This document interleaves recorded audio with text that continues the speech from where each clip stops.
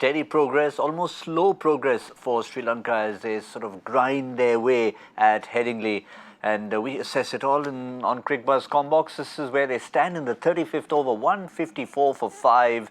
The one bright spark who was there, entertained, batted beautifully, looked good, Avishka Fernando. The moment he left, Joy, it's just been back to the grind.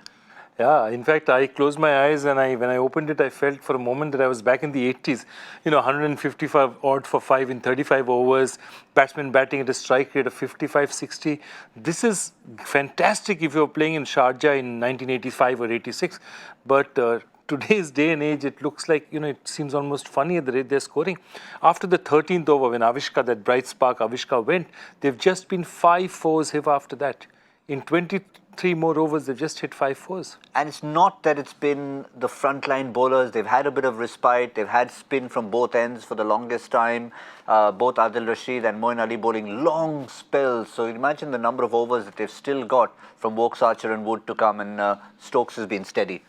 Absolutely. I mean, the bowling has not been particularly threatening. Adil Rashid got those couple of wickets, which is good for them. But it wasn't as if the bowling was specifically penetrative. Up front, Archer was very good. Wood was very good. But that was a time when Avishka was batting and he showed them what it was about. But this seems, I frankly find it paradoxical. I mean, at what point do they want to give it a dash? I don't quite understand what they're trying to do out here. A bit of a unique feat, just trivially speaking, for Adil Rashid to pick up 2 Mendises in 2 balls. 2 Mendis in 2 balls. Actually, that's a joy factor question that you just gave away.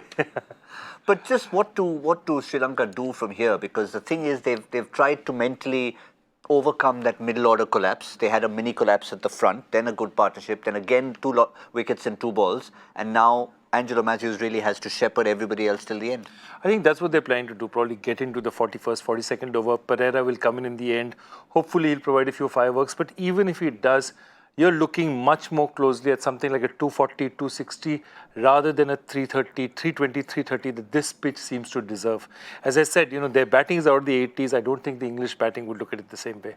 And of course, the other one factor to contend with is that, as we showed you earlier, England have their 3 main bowlers to go to and they'll want to really finish things off. Even at this stage, England will say, listen, if they're thinking 260, let's make it 220.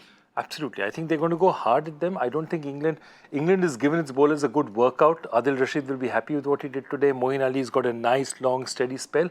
But I think now he's going to toss the ball to the big men and say, let's finish it off. That's exactly what England want to do. And we, at the moment, in the 1980s, will make our way back to 2019 and see you all to wrap it up on My 11 Circle Presents Cricbuzz Live.